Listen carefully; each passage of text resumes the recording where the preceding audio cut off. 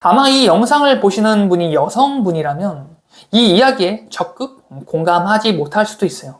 그리고 아마 이 영상을 보시는 분이 남성분이라면 솔직하게 말씀드리겠습니다.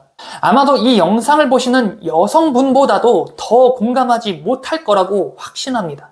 아마도 이 이야기를 공감하는 남성분들은 군대를 다녀온 전체 남성분들의 딱 1% 정도 될 거라고 생각해요. 이는 제가 증명합니다.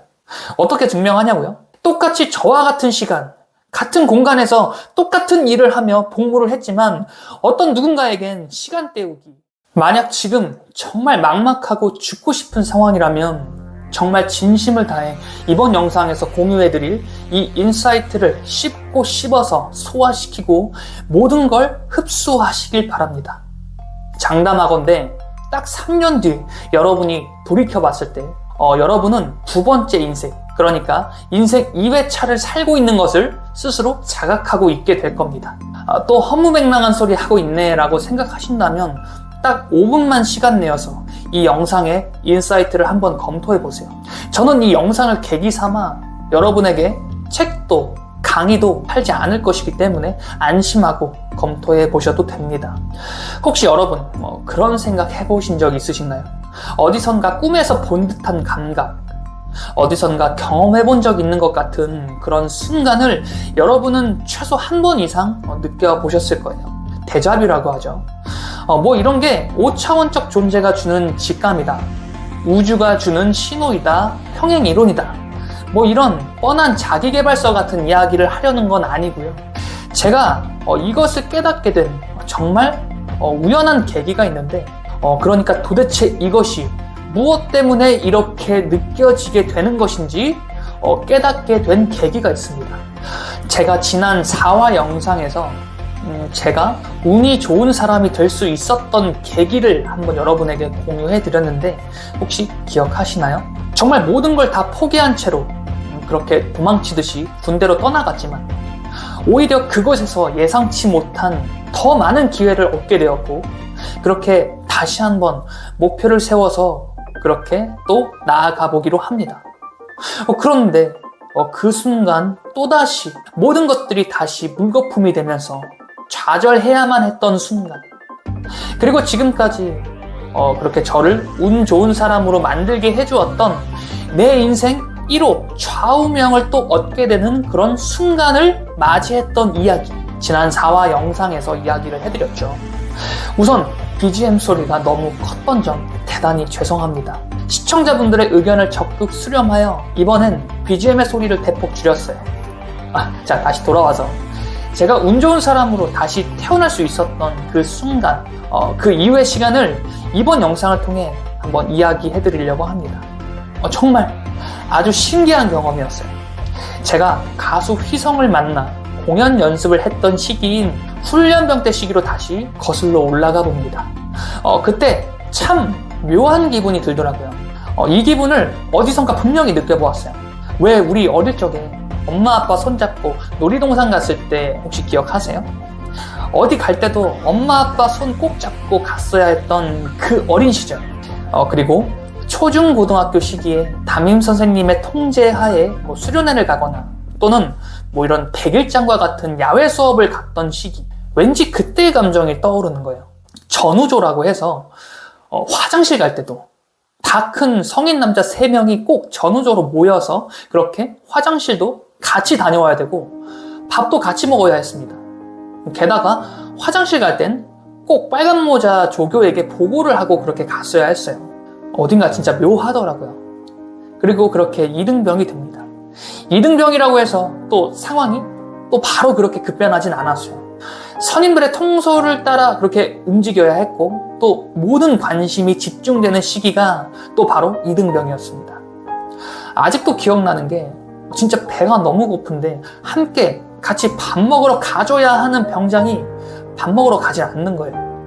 그래서 고참이 밥 먹으러 가자고 할 때까지 멍하니 기다려야만 했던 순간이 기억이 납니다. 참 무력하더라고요.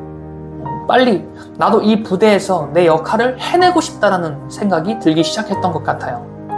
그 생각을 끝으로 그렇게 일병이 됩니다. 약 7개월간의 일병 생활, 진짜 약 7개월간 잠도 못 자고 정말 개처럼 뛰어다녔어요. 아침 6시에 일과가 시작이니 저는 5시 30분쯤 일어나 훈련병들을 통솔할 준비를 했고, 그렇게 10시까지의 일과를 마치고 나면 또 10시부터 선임들의 집합, 또 이제 갈굼이 시작이 됩니다. 그렇게 새벽 2, 3시까지 근무를 섰어야 했고, 그렇게 다음날 또 5시 반에 기상을 해요. 또 걸어다니는 꼴을 절대 못 보더라고요. 느릿느릿했다가는 그날의 갈굼이 더 심해질 것이 뻔했으니 정말 개처럼 뛰어다녀야 했습니다. 왠지 그때의 그 상황을 회상해보면 청춘이라는 생각이 들더라고요. 그리고 어느덧 시간이 흘러 상병이 되었어요. 이젠 그렇게 뛰어다니지 않아도 되는 계급이 된 거죠. 어느새 부대 안에 실세가 되어 있었고, 제 말 한마디에 후임 및 훈련병들이 움직였습니다. 그런데 또 마냥 편하진 않았습니다.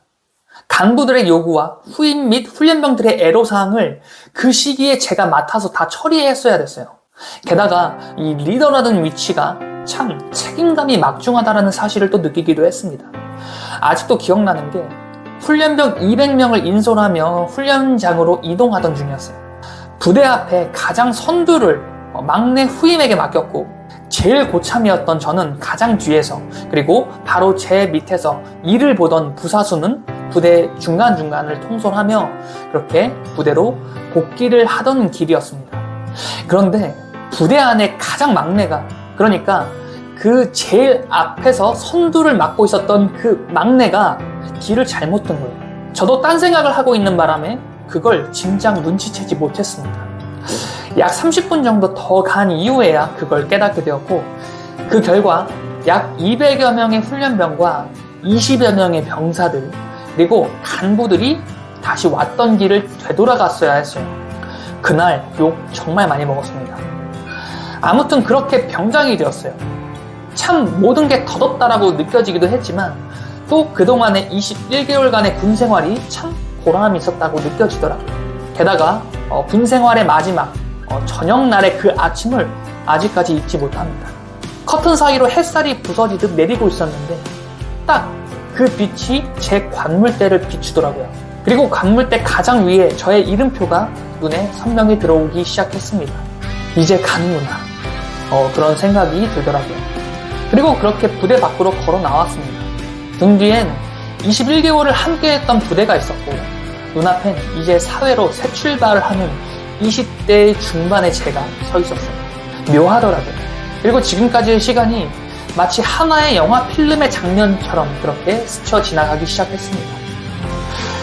이걸 주마등이라고 생각하니 또 전 이제 20대 청년으로서의 삶을 살아가야 하는데, 또 이걸 주마등이라고 표현하는 건 좀 아닌 것 같고, 그래서 이걸 뭐라고 표현해야 할지 모르겠다라는 생각마저 들었습니다. 아무튼 이때 얻은 이 인사이트로 인해 저는 앞으로의 인생을 어떻게 살아가야겠는지 방향성을 잡을 수 있게 되더라고요. 실제로 저녁 이후에 처음으로 저희 아버지가 저에게 말했습니다. 넌 군대 참 잘 다녀왔다. 아버지에게 들은 첫 칭찬이었어요. 훈련병의 시기, 이 시기는 20대 이전의 학창시절과 닮아있다라고 느꼈습니다. 뭘 하든 어른의 통제를 받아야 했고, 어리다고 또 무시받는 느낌이 들면서 빨리 어른이 되고 싶다라는 생각마저 들었던 그 시기. 그 시기가 훈련병의 시기와 닮아있더라고요. 그리고 그렇게 2등병의 시기. 이제 막 사회로 나온 20대 초반의 청년일 겁니다. 이제 성인이 되었는데 막상 달라진 건 없어요. 아직까지 미성년자의 티가 풀풀 나는 시기이자 이제 성인으로 나아가야 되는 시기. 그게 2등병과 닮아있더라고요. 그리고 1병의 시기. 이제 직장에 취업해서 열심히 사회의 일꾼으로 자본주의라는 시스템을 가동시키는 주축이 되고자 그렇게 모든 고통을 감내해야만 하는 청춘. 20대 중후반에서 30대까지의 직장인이 마치 1병의 시기와 닮아있다는 생각을 했습니다. 그리고 상병의 시기. 나의 삶을 개척해내었고 이제 조직의 주축으로서 리더의 역할을 해내야 하는 시기. 약 40대에서 50대의 시기와 닮아있다는 생각을 했습니다. 그리고 마지막 병장의 시기. 이는 60대가 꺾이는 노년의 시기가 그러니까 이제 인생의 여정을 마무리해야 하는 노년의 시기가 마치 병장의 계급과 닮아 있다는 생각을 했어요. 그리고 저녁이란 삶의 죽음의 문턱과 닮아 있다는 생각이 들더라고요. 죽음. 그러니까 내가 죽는다면 나는 어떻게 기억되고 싶은가? 내가 전역한 나의 부대에서 나라는 존재는 어떻게 기억될까? 하는 그런 생각이 소름 돋게도 이 죽음이라는 것과 닮아 있다는 생각이 들었습니다. 그러니까 그제서야 제가 너무 모질게 굴었던 그런 행동들이 후회가 되기도 하고, 또 21개월간의 그 시간을 생각했을 땐 그래도 후회 없는 군 생활이었다며 내 나름대로 잘 보내고 왔노라며 그렇게 나를 칭찬하는 나 자신을 보니 앞으로의 인생을 어떻게 살아가야 하는지 직감적으로 깨닫게 되었어요. 아마 이 영상을 보시는 분이 여성분이라면 이 이야기에 적극 공감하지 못할 수도 있어요. 그리고 아마 이 영상을 보시는 분이 남성분이라면 솔직하게 말씀드리겠습니다. 아마도 이 영상을 보시는 여성분보다도 더 공감하지 못할 거라고 확신합니다. 아마도 이 이야기를 공감하는 남성분들은 군대를 다녀온 전체 남성분들의 딱 1% 정도 될 거라고 생각해요. 이는 제가 증명합니다. 어떻게 증명하냐고요? 똑같이 저와 같은 시간, 같은 공간에서 똑같은 일을 하며 공부를 했지만 어떤 누군가에겐 시간 때우기, 어떤 누군가에겐 쉬어가는 시기, 어떤 누군가에겐 그저 짜증나는 시기였기 때문이에요. 그래서 저의 이 인사이트를 그저 군부심 부린의 정도로 취급해 버릴 수 있습니다. 그런데요, 저는 군대에 입대하는 그 시기에 이 생각 한 가지를 꼭 간직한 채 입대를 했어요. 바로 군 복무 21개월이 내 인생의 터닝 포인트가 될 거라는 생각. 딱 그 생각 하나로 21개월을 보낸 겁니다. 그리고 저는 진짜 그 생각 그대로 제 인생 가장 큰 터닝 포인트의 시기가 되었어요. 제가 감히 인생에 대해 논할 나이는 아니지만, 그래서 인생을 어떻게 살아라 라고 하는 말이 정말 경솔한 발언일지 모르겠지만 저는 이 한 가지는 확실하게 알 것 같아요. 여러분의 인생이 보잘것없고 태어난 게 죄라고 생각한다면 여러분이 죽음의 순간에 맞이할 생각은 후회와 고통, 미련의 감정이 분명할 겁니다. 마찬가지로 여러분의 시간을 그저 따분함을 채워야 하는 정도로 그렇게 생각해버리고 치부해버린다면 또 여러분이 죽음의 순간에 맞이할 그 하나의 생각은 허무함, 허탈함이 분명할 거예요. 마찬가지입니다. 여러분의 삶이 분명 의미 있고 자신의 흔적을 이 세상에 남기고자 움직인다면 여러분이 죽음의 순간에 맞이할 그 생각은 이 정도면 참 행복했던 삶이었다고 그렇게 느끼게 될 거예요. 똑같은 군 생활을 하지만 어떤 누군가는 군부심 부리지 말라며 군대라는 시간은 그저 시간 낭비, 그 이상 그 이하도 아니라 그렇게 말해버리지만 어떤 누군가는 참 보람된 21개월이었다며 그렇게 자신의 군생활을 스스로 위로하게 됩니다. 여러분이 죽음의 순간에 느끼고 싶은 감정은 무엇인가요? 허무하고 허무해서 그토록 공허한 감정만 남기고 싶은 게 아니라면 지금 여러분의 인생에 대해 그 의미를 스스로 한번 정의해보면 어떨까요? 분명 보람된 시간이었다며 참 행복했다며 그렇게 느끼게 될 그 마지막 순간을 한번 그려보시길 바라겠습니다. 이 영상을 지금까지 본 여러분이라면 분명 앞으로 더 행복해질 운명을 맞이할 것입니다. 여러분은 분명 더 잘 될 운명으로 갑니다. 영상 시청해주셔서 감사합니다.